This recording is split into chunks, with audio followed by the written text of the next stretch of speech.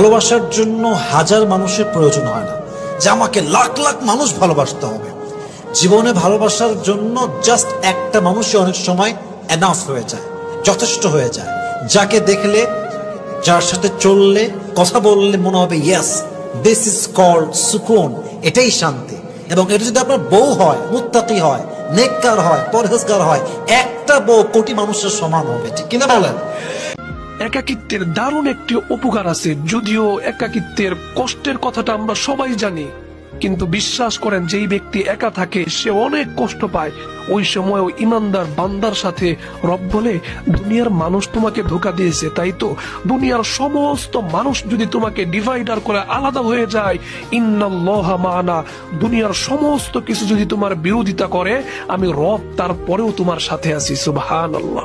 জীবনের এমন কাউকে সঙ্গী বানান যে আপনার সুখে দুঃখে সব সময় আপনার পাশে থাকবে, যেই আপনার সুখের সময় আপনার পাশে থাকবে, দুঃখের সময় পাশে থাকবে, যে আপনাকে বুঝার মতো করে বুঝবে, যে আপনার মুখের ভাষা বুঝবে। যে আপনার মুখের ভাষা বোঝে না তাকে আপনি মনের ভাষা কেন বোঝাতে যান? যে মুখের ভাষা বুঝতেছে না মনের ভাষা বুঝবে?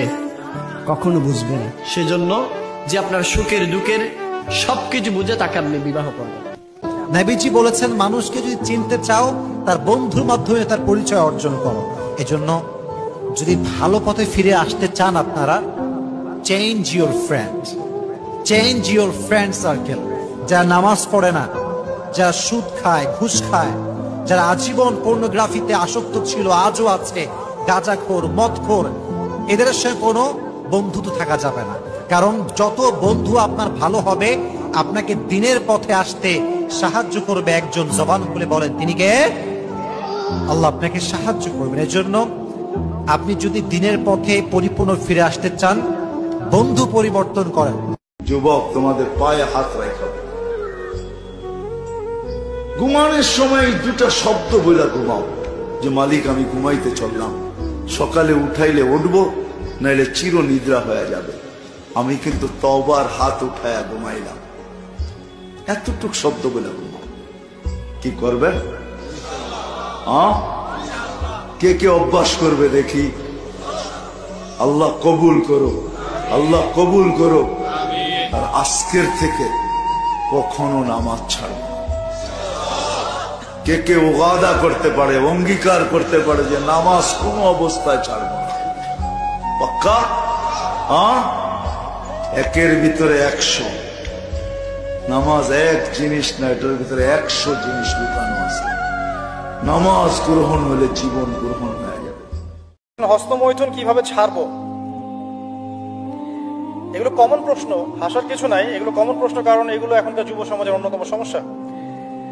আবারও বলছি, কোরআন, আমি একটা কথাই বলছি, কোরআনকে আপনি আপনার বন্ধু বানিয়ে নেন। কোরআন এবং নামাজ, কোরআন এবং 5 ওয়াক্ত নামাজ আপনাকে দুনিয়ার সমস্ত ফিতনা থেকে বাঁচাবে ইনশাআল্লাহ। ইনশাআল্লাহ। দেখেন, যে নিয়মিত কোরআন পড়ে তার ওই ধরনের চিন্তাই আসবে না মাথার মধ্যে। যে নিয়মিত কোরআন পড়ে এবং বোঝে, ওর মধ্যে এরকম খারাপ চিন্তাই আসবে না ইনশাআল্লাহ। এরপরেও বলেছি, সামর্থ্য হয়ে গেলে বিয়ে করে ফেলেন, সলিউশন। এছাড়া কোনো সলিউশন নাই। সারা জীবন একটা মানুষ এত সাধু সন্ন্যাসী থাকতে পারবে না। তো আমরা তো মানুষ, চাহিদা আছে আমাদের। পুলিশ এবং বউ দুইটার মাঝে কমন একটা কথা আছে, যে পুলিশ মারে রিমান্ডে নিয়ে গিয়ে, আর বউ মারে নিজের ডিমান্ড দিয়ে, ঠিক কিনা বলে? আজকে একটা 3 পিস, কালকে আর একটা শাড়ি, তারপরে আইফোন 14 চলে আসছে, এবার 15 আসবে, ওইটা আমাকে দিবা। ডিমান্ডের শেষ নাই। তো লোভী মেয়েরা কোনো চরিত্রবান মেয়ে হতে পারে না, ঠিক কিনা বলে?